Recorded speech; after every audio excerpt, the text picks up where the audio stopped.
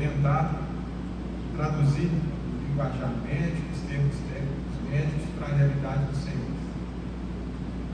Como o senhor capitão falou, existe um paralelo muito grande entre policiamento e medicina baseada em evidências. Esse assunto começou mais ou menos na mesma época, no final dos anos 70, início dos anos 80, nos Estados Unidos, Reino Unido e Canadá. A medicina emplacou esse modo de trabalho e avançou muito. O policiamento baseado em evidências, nem tanto. Os expoentes desses assuntos são profissionais contemporâneos, trocaram experiências, e eu vou falar um pouco sobre eles aqui. Então vamos começar.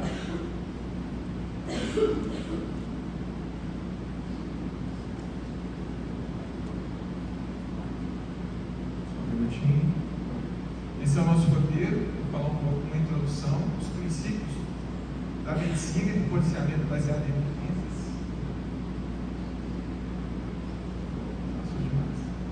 Alguns exemplos e vamos fechar a aula. Senhores, ilustrei aqui duas situações: um atendimento à saúde e uma situação de policiamento. O que os senhores acham que essas duas atividades têm em comum? O que vem à cabeça dos senhores? O que faz parte do dia a dia desses dois grupos de profissionais? Alguém arrisca? Resolver problemas complexos. O que mais? Situações difíceis. O nosso trabalho é previsível.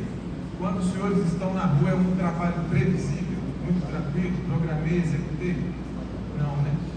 O trabalho de um médico também não, especialmente em situações de urgência e emergência. Então, tomada de decisão sob incerteza. O médico e o policial não têm todos os dados para tomar uma decisão. Tem um ditado que fala que a medicina é a arte de gerenciar as incertezas e a dúvida. Segundo, a gente tem que trabalhar com base em evidências científicas e não somente isso, incorporar a experiência clínica e a experiência profissional. Não adianta também ficar só na teoria sem levar em conta a prática.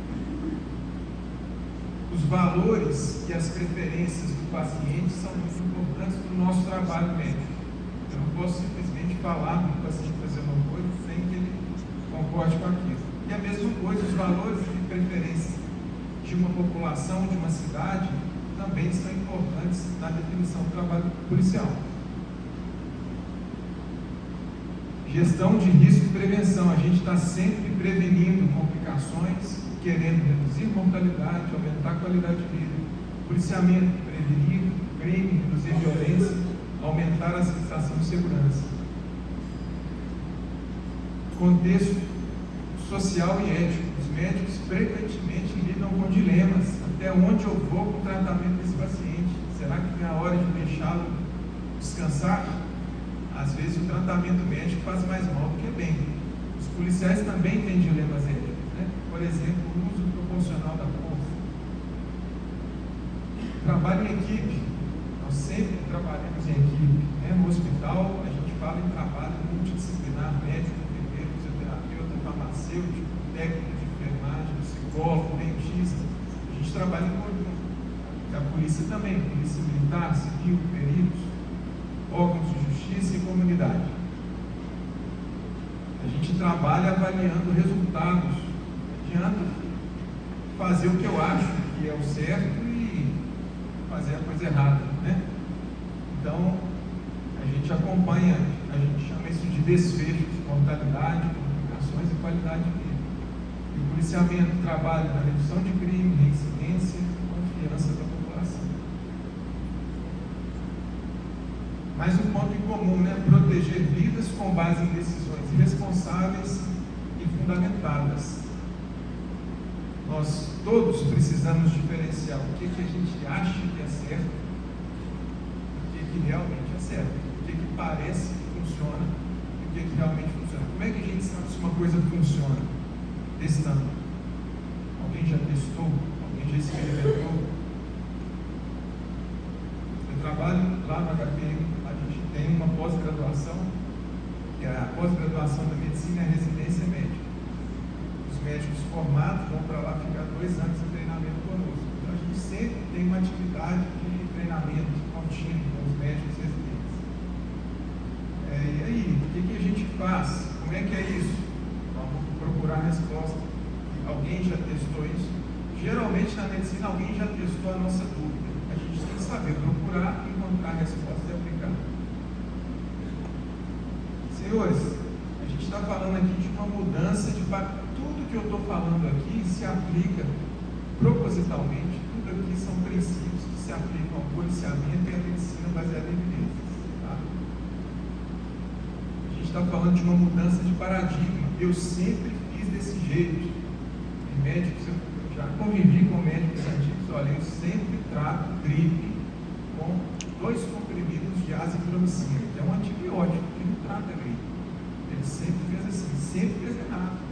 Você que usa o argumento da autoridade, da experiência, sempre fez errado. A forma correta é: alguém já testou azitromicina para gripe? Se alguém testou e funcionou, a gente muda a nossa conduta. E aí, para falar em alguém já testou, eu vou trazer o primeiro estudo que foi um teste na medicina. Quis saber realmente se alguma coisa funcionava através de um experimento. Esse pessoal aqui, eles eram guerreiros de verdade. Os navegadores dos anos 1500, a taxa de mortalidade de uma viagem dessas, olha, a viagem de Fernão de Magalhães, primeira circunnavegação na Terra, saíram 234, voltaram 18. Todo mundo morreu. A viagem de Vasco da Gama às Índias, em 1498, saíram 150, voltaram 55. Todo mundo morria, por vários motivos. E um deles era uma doença chamada escorbuto. O escorbuto é uma doença causada por falta de vitamina C. Porque eles iam para os mares, ficavam meses sem comer nenhum alimento de origem vegetal, que não tem vitamina C. E essa doença, as gengivas, elas literalmente apodrecem, os dentes caem, e o paciente tem várias complicações e acaba morrendo. Daí, esse pesquisador, lá em 1747, resolveu fazer um experimento. Pegou 12 sobreviventes com escorbuto, falou assim: eu vou pegar 6 duplas, faz uma fila aí, para cada dupla eu vou experimentar alguma coisa. E olha que sacanagem: cidra, vinagre, água do mar, laranja e limão, ácido sulfúrico e essa mistura aqui, ó. Todos morreram, exceto o grupo laranjas e limões. Na época ninguém nem sabia o que era vitamina C, mas descobriu que alguns alimentos naturais, laranjas e limões, curavam o escorbuto. Esse texto está disponível online, são 400 páginas desse estudo. Ele foi o primeiro estudo publicado experimental.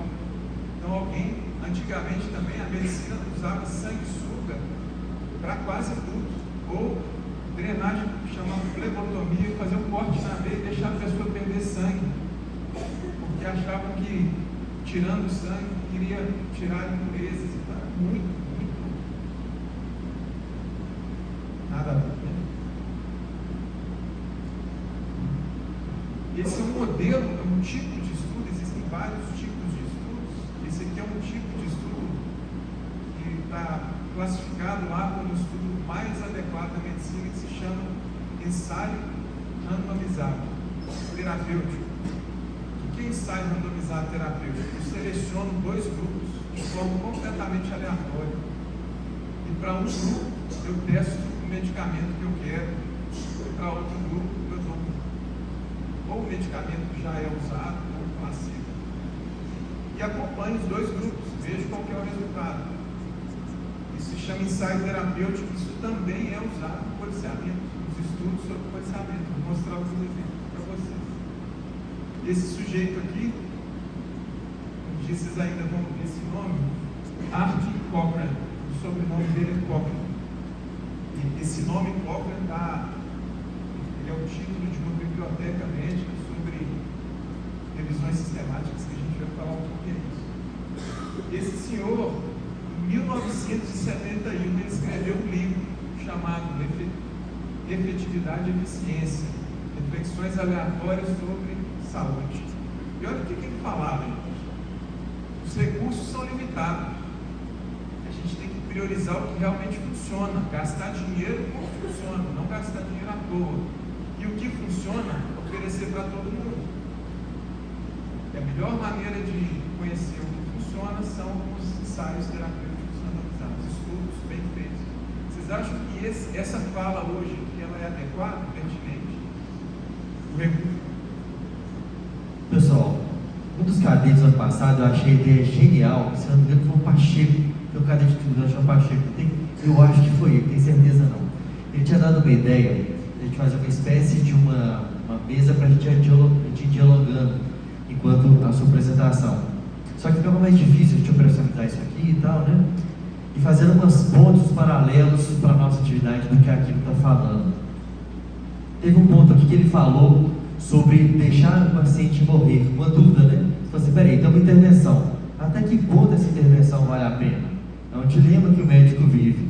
Traduzindo isso para nós, já tem essa discussão do pensamento baseado em evidências, no caso de busca pessoal. Então existem estudos robustos que, ao você aumentar o número de busca pessoal em determinada localidade, diminui o crime. Só que ao mesmo tempo, isso deteriora a relação polícia e comunidade. Isso é ruim, é prejudicial para a legitimidade da polícia, para a aproximação entre polícia e comunidade. Então é um dilema. De um lado a gente tem uma intervenção testada que funciona para reduzir o crime, só que ela tem impactos negativos para a polícia, para a imagem da polícia. E essa imagem, essa proximidade da polícia com a comunidade, para alguns crimes ela é importante, porque ela em si reduz crimes. É um tipo desse dilema que está falando. E aí, qual intervenção usar? Qual das duas? Então a gente tem que saber qual medida, até que medida a gente aumenta o número de busca pessoal em determinada localidade. Qual que é o problema daquela comunidade? É crime contra o patrimônio? O que será que funciona contra o crime contra o patrimônio? Será que é a busca pessoal? Mas qual medida que nós vamos aumentar a busca pessoal? Ou vamos sair da busca pessoal em todo mundo e deixar a legitimidade policial piorar? Ok? Quando ele trouxe o exemplo aqui do escorbuto, digamos, esse experimento que foi feito daquela forma, testou 6 intervenções, foi isso? 6, né? 6 intervenções. Se a gente for pensar aqui, por exemplo, em violência doméstica, o que funciona para violência doméstica? Vamos testar? Então, pegar autores reincidentes em violência doméstica. Será que prender o cara reduz a incidência?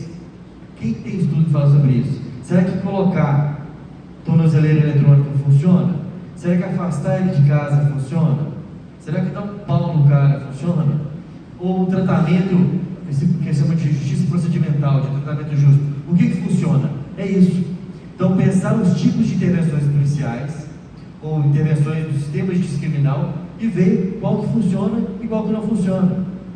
E aí, quem já viu estudos sobre alguma dessas intervenções e que pode falar assim, então, eu sei de um estudo que funciona, foi feito em tal lugar, foi feito um experimento e testaram e viram que prisão funciona, ou prisão não funciona.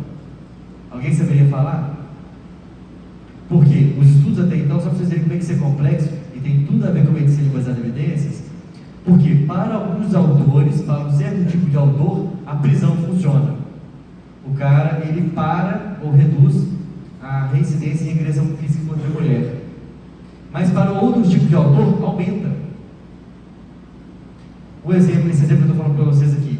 Se o cara é um trabalhador, ele tem vínculos sociais, ele cumpre o horário dele ali, é uma pessoa que estudou e trabalha direitinho, para esse cara a prisão funciona.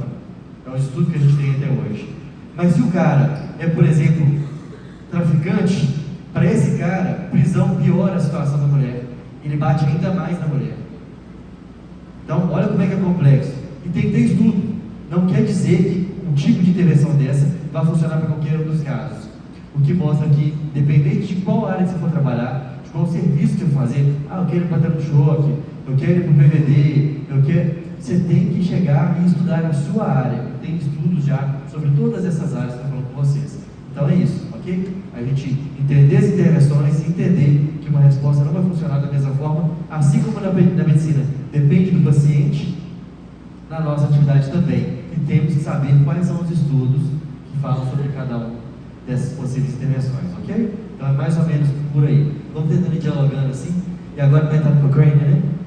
Bacana. Que tem estudo sobre polícia na plataforma também. Excelente, capitão. Excelentes paralelos. Esse é o pai da medicina baseada em evidências. Ele definiu medicina baseada em evidências como o uso explícito, judicioso e consciencioso da melhor evidência proveniente da pesquisa na abordagem de pacientes individuais. Então, aqui essa frase é muito rica. A gente está falando de transparência, uso explícito é uso transparente, judicioso é sensato e consciencioso responsável. Da melhor evidência proveniente da pesquisa clínica, então vou pegar o que foi testado e vou aplicar para o meu paciente. A prática, a medicina baseada em evidências, logo deixou de ficar só na medicina. Na área da saúde tem fisioterapia baseada em evidências, psicologia, odontologia, em áreas não médicas, né? Ensino baseado em evidências, políticas públicas baseadas em evidências e nosso tema de policiamento baseado em evidências. Esse é um dos expoentes de policiamento baseado em evidências, Jerry Radcliffe. Olha a definição que ele fez, como é semelhante àquela da medicina. O uso explícito, judicioso e consciencioso da melhor evidência disponível na tomada de decisões para melhorar os feitos. Esse também é um outro autor muito importante do policiamento baseado em evidências, que é o Lawrence Sher. O uso da melhor pesquisa disponível sobre desfechos de trabalho de polícia para implementar guidelines e avaliar agências, unidades policiais. Esse senhor nós já tivemos o privilégio de recebê-lo aqui nesse auditório. O senhor capitão promoveu o primeiro seminário de policiamento internacional de policiamento baseado em evidências no ano passado. O Sherman esteve aqui, nos deu uma palestra brilhante. Se os senhores quiserem conhecer no site da polícia, na página Policiamento Baseado em Evidências, o link para a apresentação está aqui, Conferência Internacional de Policiamento Baseado em Evidências. Tem a fala toda do Sherman, que é bem rico. O primeiro princípio, então, de medicina baseada em evidências, né? Vou tentando fazer esse paralelo. Esse cara que falou, ele é ex-policial.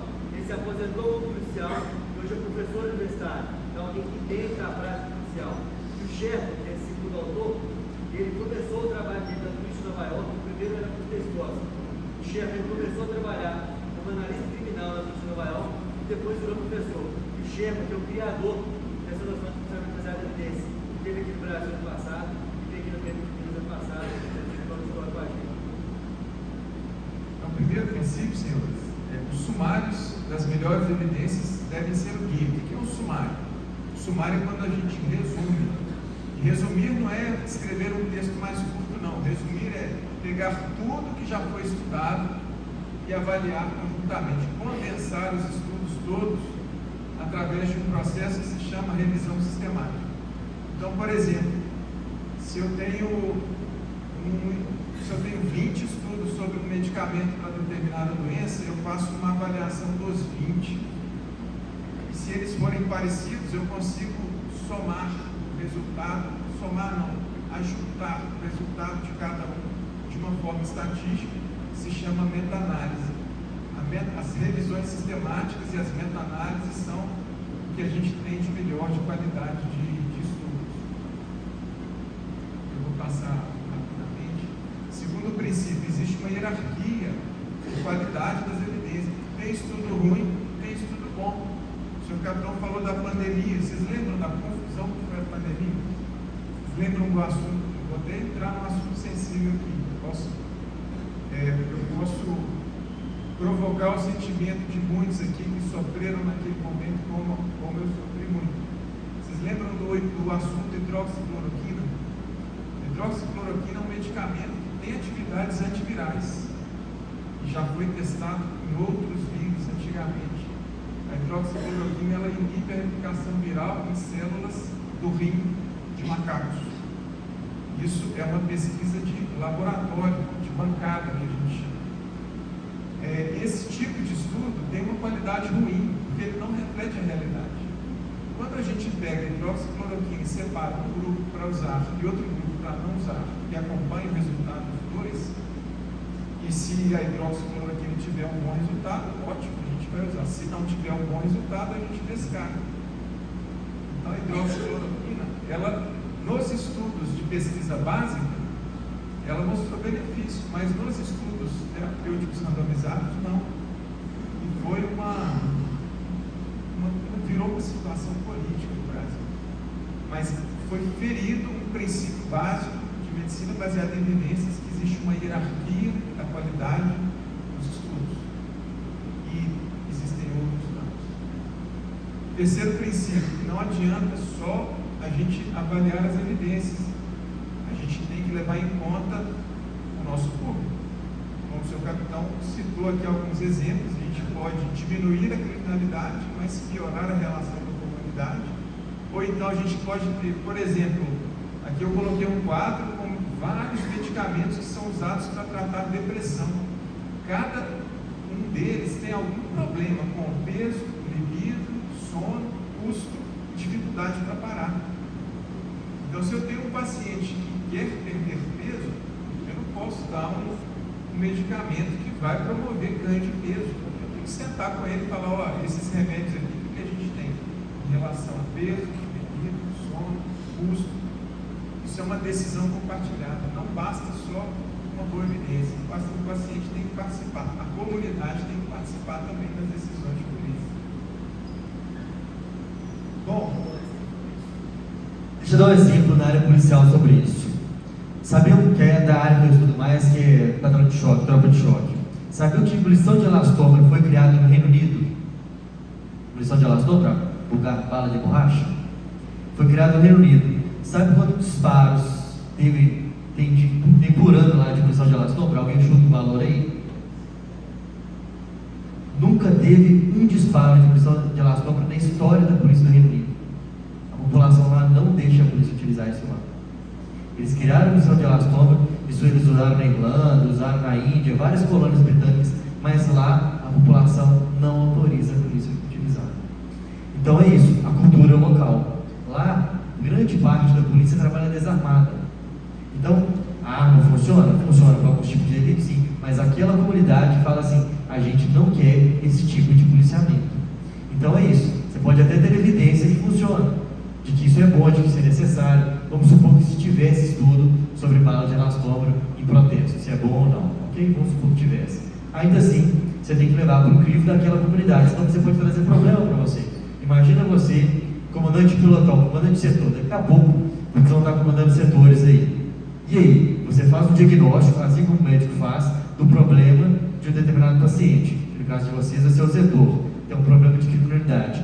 Qual intervenção vocês vão utilizar naquele local? Então, o primeiro ponto é buscar evidências de qual tipo de intervenção funciona para aquele crime que vocês estão lidando. Mas depois disso, essa construção com a sociedade sobre a melhor forma de lidar com aquele problema.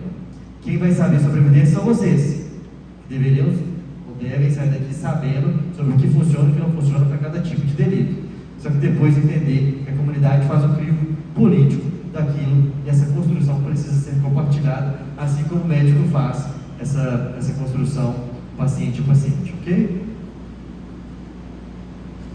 Senhores, agora, a partir de agora, eu parei de falar de medicina. Vou trazer exemplos de policiamento para ficar mais próximo da prática dos senhores. Coloquei aqui alguns estudos que são clássicos, são antigos, mas são estudos emblemáticos sobre policiamento baseado em evidências. Eu acredito que os senhores já os conhecem, eu vou passar aqui o resumo de cada um deles. Esse estudo teve como objetivo testar se o aumento ou redução do patrulhamento preventivo de rotina, viaturas circulando pelas ruas, impactava na taxa de criminalidade, na sensação de segurança e na satisfação dos cidadãos. Um estudo de 1972-73 em Kansas. O método: dividiram a cidade em 3 áreas. Primeiro, policiamento reativo, a A polícia só ia quando era chamada. Segundo, patrulhamento normal. E o terceira área, patrulhamento aumentado por 2 a 3 vezes, acompanhado por 1 ano. Qual que é o racional? O que é o lógico? Quanto mais polícia, menor criminalidade. Não é? Quando os senhores eram, antes de entrar na polícia, né, família, aqui não tem polícia, o Brasil é foda. Todo mundo fala sem saber sobre policiamento, né? O resultado, nenhuma diferença entre as 3 áreas. Reativo, normal, aumentando. Nenhum impacto na percepção de segurança dos moradores. Nenhum efeito na satisfação com o serviço policial. Em alguma disciplina, vocês tinham estudado esse experimento? Qual disciplina? Bacana. O estudo quebrou o mito, né, de ter mais viaturas circulando reduz o crime. Mostrou a importância de avaliar cientificamente políticas de segurança e inspirou estratégias mais eficazes como hotspots e polícia.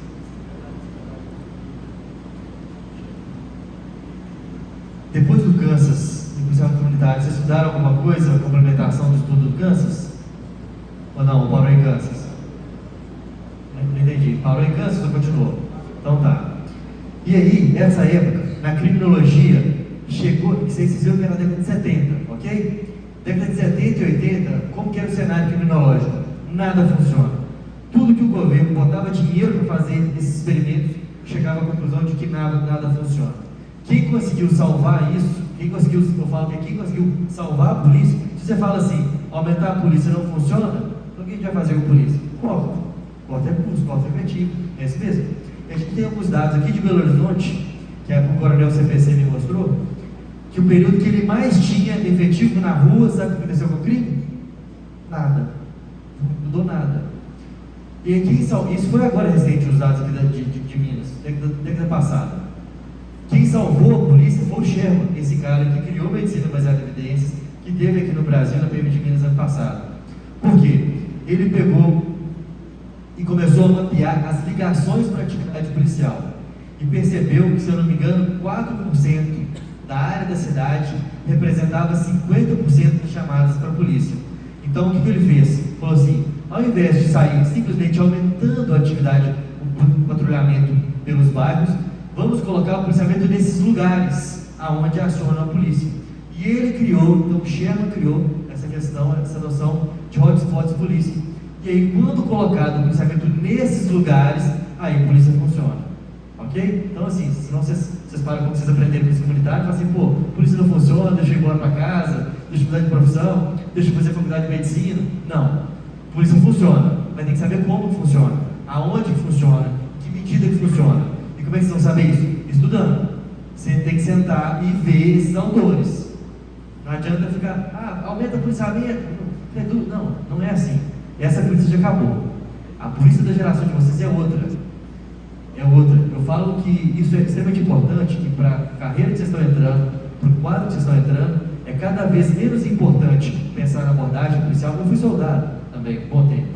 Então, é importante ter equipe policial, tiro, tudo isso é importante. Mas para a carreira do oficial, isso é menos importante do que outros tipos de saberes. Então, vocês vão lidar, não é com a abordagem. Se você for entrar na organização, você vai abordando os outros, você não sabe o que você está fazendo. Você vai cuidar do emprego tático, de onde alocar as viaturas, como tenente, como capitão. E depois isso vai mudando, até chegar no nível mais político da questão. Se vocês não gostam disso, vocês estão no lugar errado. Volta a ser sargento, volta a ser soldado. Não é demérito nenhum. Soldado e sargento tem muito orgulho disso. Mas a função é outra. O tipo de conhecimento que se torna mais relevante é outra. E esse tipo de discussão fica cada vez mais importante. Você ouviu falar do coronel Euro? Vocês conhecem ele? Falou com vocês? O coronel Euro é um gigante, um gênio.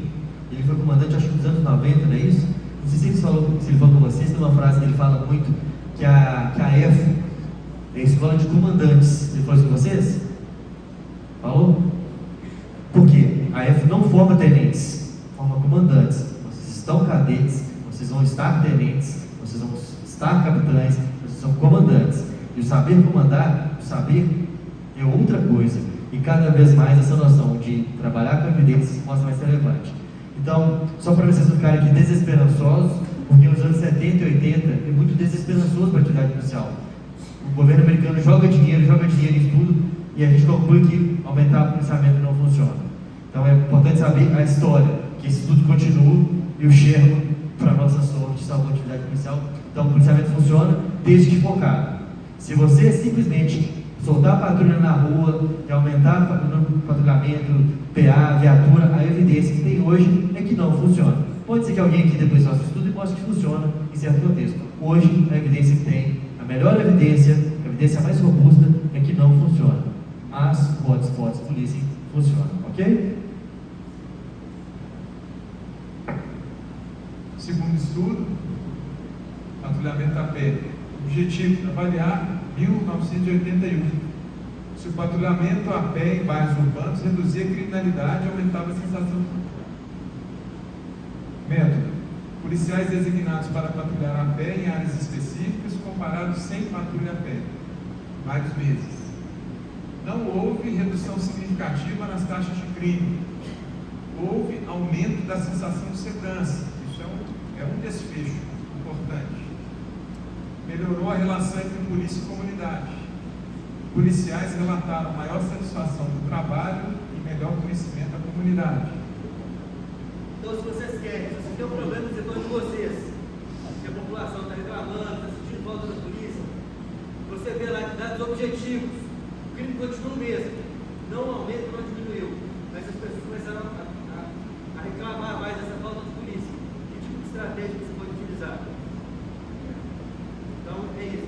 É saber as evidências disponíveis para qual intervenção, o seu diagnóstico, o problema que você tem lá, e pensar em intervenção adequada para aquela demanda do seu setor. Ok? Esse estudo foi pioneiro em destacar o valor da percepção de segurança como um desfecho relevante. Influenciou políticas de policiamento comunitário e abordagens voltadas para a legitimidade e confiança pública. Próximo estudo. Esse aqui vocês também já estudaram, né? Elas quebradas. Surge em Nova Jersey nos anos 70, foi publicado em 1982. Muitos policiais eram céticos que a patrulha a pé reduzia a mobilidade, dificultava a resposta rápida e parecia pouco efetiva. As avaliações mostraram que a patrulha a pé não reduzia significativamente o crime, mas aumentava a sensação de segurança. Esse estudo, né, a metáfora da janela quebrada, que significa, né, sinais de desordem, lixos, pequenos delitos, comunicam o abandono e levam a uma escalada de crimes. Esse estudo mudou o paradigma do policiamento e deslocou o foco de apenas responder ao crime para prevenir desordem.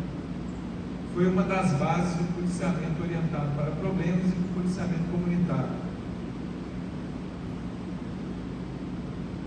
E, por fim, o estudo de Minneapolis, 1984, que o senhor capitão já explicou aqui, em relação à agressão e em caso de violência doméstica. Então, esse foi o primeiro experimento que teve como medicamento prisão. A gente faz experimentos com tratamentos e aqui o tratamento foi prisão do agressor, uma das opções. Então, em casos de violência doméstica, existia, né, uma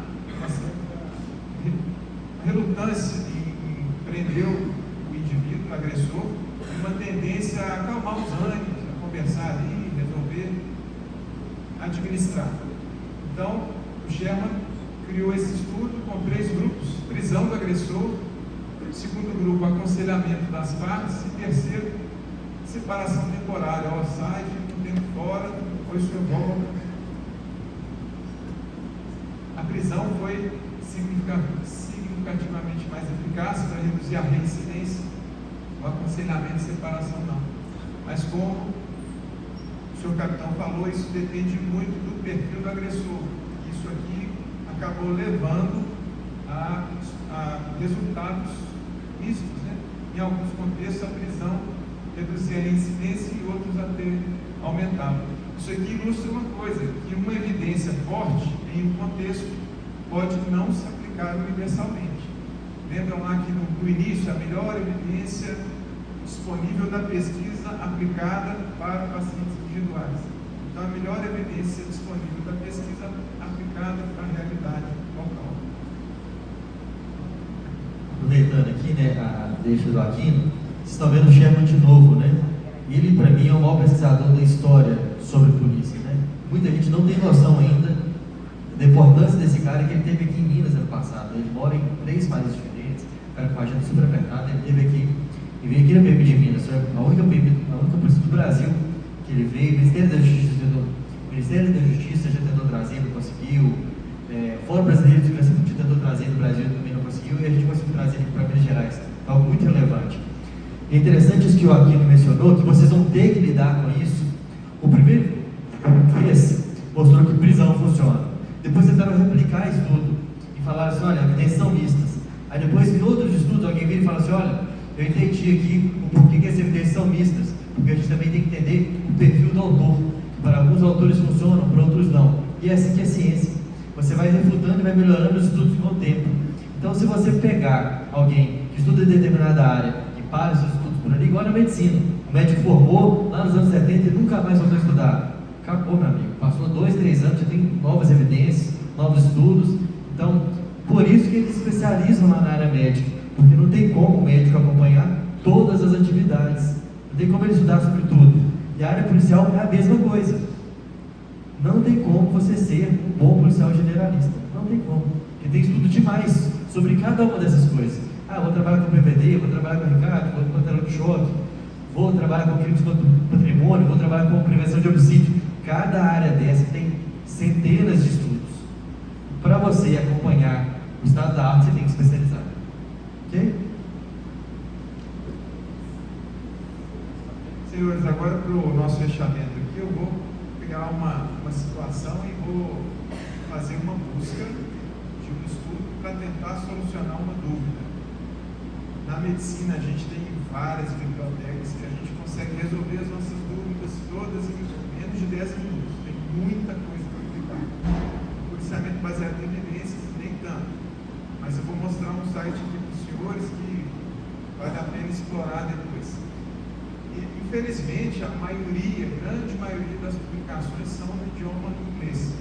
Mas hoje em dia também, né, com essas inteligências artificiais, o site que você abre, pede para traduzir, traduz o site do automático, dá para explorar bem. Coloquei aqui um exemplo, os senhores estão vendo aqui eu pedi a IA para gerar a imagem de uma rua com pouco iluminação, colocou um tanto de poste. Aí eu pedi que ele tire um pouco de poste, ele tirou o poste e colocou uma imagem com um dia, um solão. Então eu deixei assim. A ideia é, em bairros de periferia de Belo Horizonte, o índice de roubos com arma de fogo à noite disparou 40% no último ano. A prefeitura instalou postes de iluminação pública e de LED nas ruas, que antes eram muito escuras. Essa intervenção terá impacto na redução de roubos noturnos? O que os senhores acham? Qual que é a lógica? Sim, a lógica, sim, né? Será que alguém já testou essa hipótese? Não vamos ficar só no racional, na lógica, né? Vamos ver se alguém já testou, vamos procurar. E aí eu vou sugerir esse site aqui, ó, College of Police, do Reino Unido, que tem uma ferramenta, uma caixinha de ferramenta para redução de crime. Esse site, ele agrupa vários estudos sobre policiamento baseado em evidências, várias intervenções diferentes. E além de colocar um estudo, ele faz uma análise crítica do estudo, é só ler. Chega lá, abrir o estudo, tem um resumo, tem o estudo original. A gente pode ler o resumo e o estudo original. Então é uma ferramenta desenvolvida pelo College of Police do Reino Unido, reúne síntese de evidências sobre intervenções policiais, classifica essas evidências quanto à eficácia, a qualidade da evidência e a aplicabilidade. Permite acesso a resumos de uma página e abrange várias áreas, como policiamento em hotspots, patrulhamento a pé, iluminação pública, câmeras temporais, que é um assunto tão atual, programas de habitação, entre outros. Facilita a tomada de decisão informada por gestores e oficiais. E é grátis.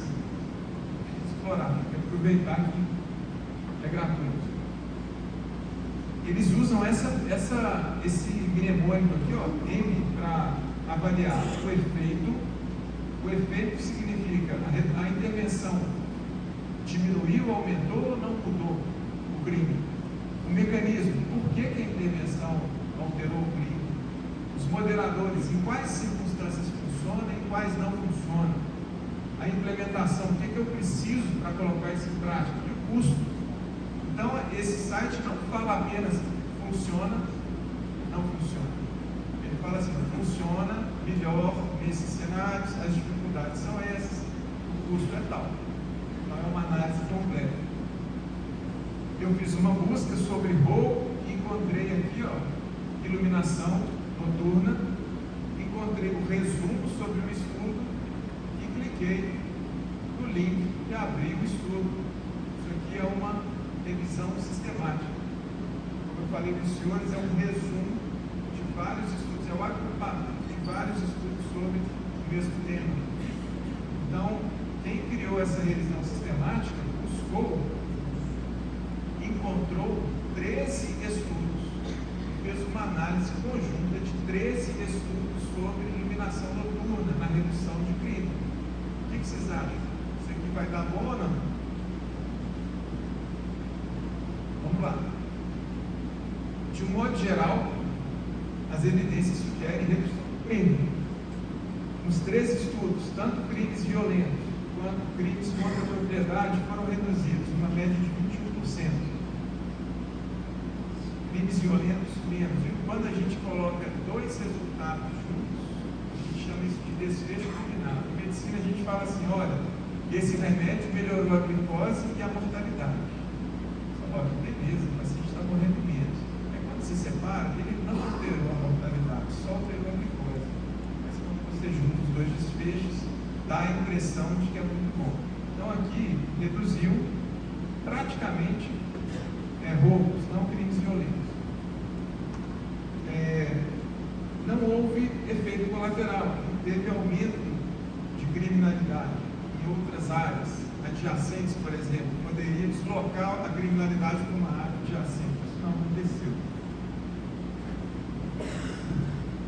Eu vou passar rapidamente aqui. A qualidade dos estudos é razoável, né? São estudos pequenos, são estudos antigos, mas o risco de viés não foi muito comprometedor. Como que funciona? Qual que é a nossa ideia? Senhores, a nossa ideia é o aumento da visibilidade e do número de pessoas que utilizam a rua à noite vai inibir a criminalidade. 4 estudos avaliaram apenas o efeito nos crimes à noite, não houve diferença. 9 estudos avaliaram o impacto durante o dia e à noite, houve diferença. Como? Se eu estou iluminando à noite, não houve redução da criminalidade à noite, houve redução durante o dia. Como assim, né? Parece que não é só a questão da visibilidade. Quando a gente coloca lâmpadas novas naquele bairro, isso gera um sentimento na comunidade de mais cuidado com o bairro. Os moradores tomam ações que podem reduzir o crime. Então parece que esse é o mecanismo responsável pela redução de criminalidade e não a música. Em quais contextos funciona melhor? No Reino Unido, o resultado foi melhor do que nos Estados Unidos. Para cada 100 crimes, no Reino Unido foram 38 a menos.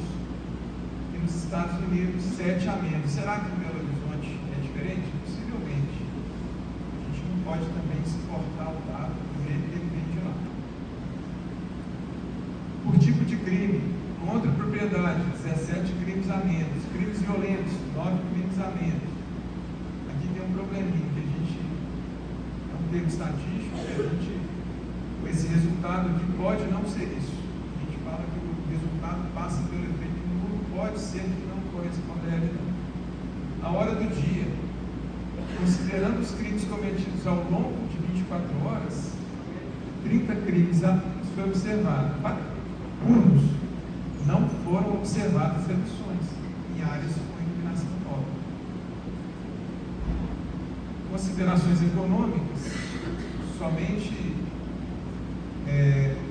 2 estudos falaram que o investimento na iluminação compensou a redução de criminalidade. Os outros não citaram muito isso.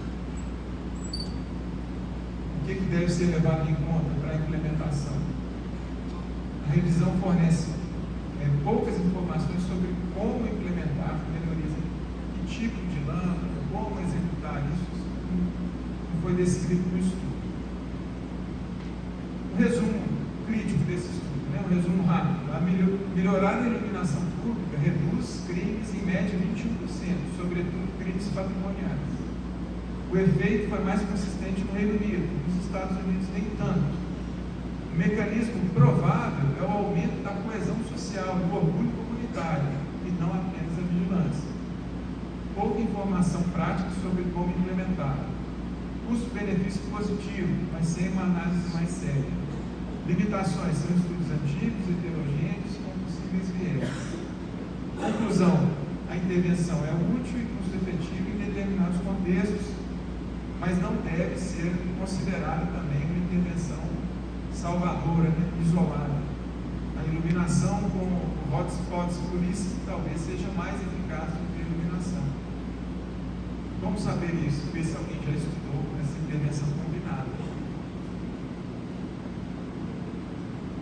Bom, finalizando aqui, senhores, eu vou deixar 8 mensagens finais aqui dessa apresentação.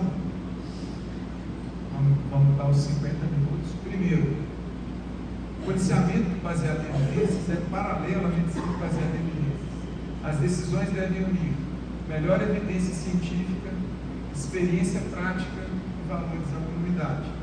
E aí, só lembrando, aqui quando a gente fala de evidência, a gente não está falando de evidência criminal, ou que tem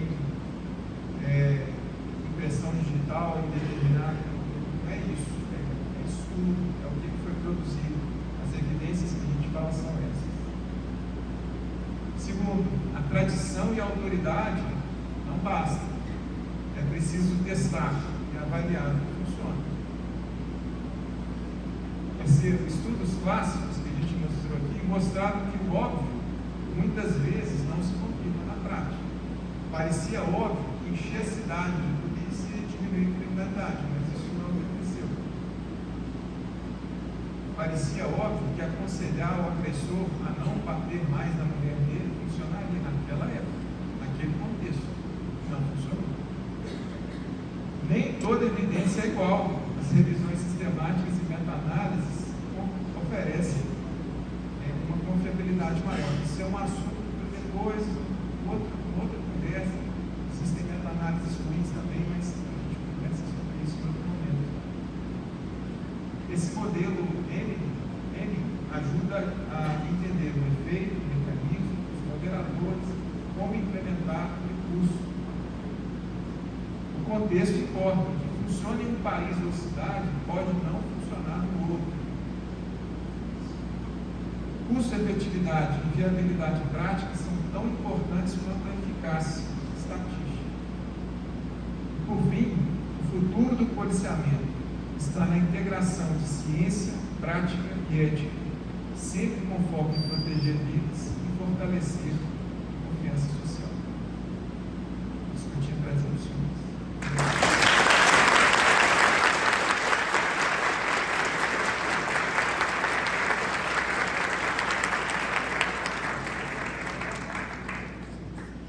Pessoal, é uma introdução ao tema. Acho que muitos de vocês estão assustados. Meu Deus do céu, Chegar, quem vai para a região de Tiradentes, São José do Rei? Alguém de lá, daquela região? Quer voltar para lá? Não, sou de lá, tem que cuidar bem da região. Imagina você voltando lá, surgiu um problema no seu setor. Qual que é o futuro da atividade policial? É isso aí, assim como o médico faz, sentar, parar, fazer um bom diagnóstico, buscar boas evidências, bons estudos, ver qual a evidência que funciona. Esse que é o futuro. Não adianta e não vai ter efeito nenhum simplesmente, vou aumentar a viatura, vou aumentar efetivo, vou comprar mais arma. Isso não funciona, é jogar dinheiro fora. É jogar dinheiro fora. Então, só que para essa nova polícia, de policiamento baseado em evidências, precisa de uma base estatística muito grande, de conseguir saber chegar e ler uma meta-análise. Talvez muitos de vocês é a primeira vez que escuta essa palavra. Meu Deus do céu, o que é uma meta-análise? É saber chegar e analisar criticamente a meta-análise, se ela realmente é boa ou não, quais são os estudos, são bons ou não, e depois de ter isso, pensar numa intervenção adequada, e é isso que o médico faz. É isso que quando a gente procura um médico com problema de saúde, eu não quero chegar lá e ele tacar remédio sem saber se funciona ou não. Tem que saber qual remédio funciona para quê, em qual quantidade, durante quanto tempo, e é isso que tem que se transformar na atividade policial. Não adianta simplesmente aumentar a polícia, não adianta, ok? Então, aqui, muito obrigado, viu? A gente que agradece. Aqui está o futuro da nossa instituição, né? Os cadetes que vão comandar a polícia. Então, ter essa fala com você aqui é muito importante para nós. A Bruna vai fazer o crescimento, né, Bruna? Senhor, boa tarde, boa noite, né? Com a permissão do senhor capitão, gostaria de agradecer ao senhor pela palestra, excelente palestra sobre o policiamento embasado em evidências, né? Como a ciência ela pode melhorar a nossa atuação policial. E aí o senhor nos desperta essa vontade de estudar ainda mais a criminologia, porque as polícias militares elas ainda carecem muito desse aprofundamento, né? Mas a gente já está caminhando para isso. Nós já temos essa disciplina. E aí, assim como a medicina baseada em evidências, ela gera diagnósticos, tratamentos precisos, nós também, como policiais militares, nós também precisamos atuar dessa forma, não só abandonando aquelas atuações históricas e repetitivas do que eu acho, do que parece que nós devemos fazer para cientificamente nós atuarmos de forma precisa, com estudos na prática, artigos científicos embasados em evidências. E aí medir esses impactos, estudar as evidências, principalmente de polícias de todo o mundo, e isso faz com que nós adaptemos a nossa atuação policial à nossa realidade. Por isso, o trabalho policial ele é imprevisível, como o senhor bem disse aqui, ele é imprevisível e nós devemos tomar decisões sob forte pressão. Por isso, é essencial a nossa atuação estar embasada aí nessa ciência aplicada. E aí eu gostaria de agradecer ao senhor pela presença e por nos ampliar e despertar essa curiosidade. Obrigada.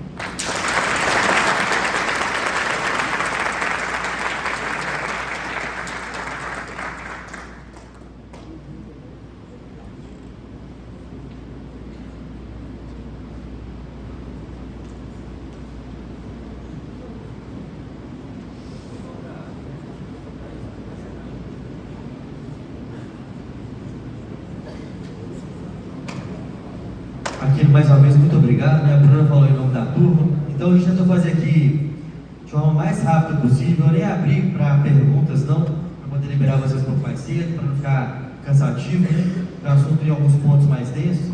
Então, espero ter sido útil para poder despertar a consciência de vocês dessa nova polícia que vai estar na mão de vocês fazerem, o desafio que vocês têm aí para poder comandar a nossa polícia, viu? Então, turma comandante xerife, muito obrigado e sim, já vou fazer.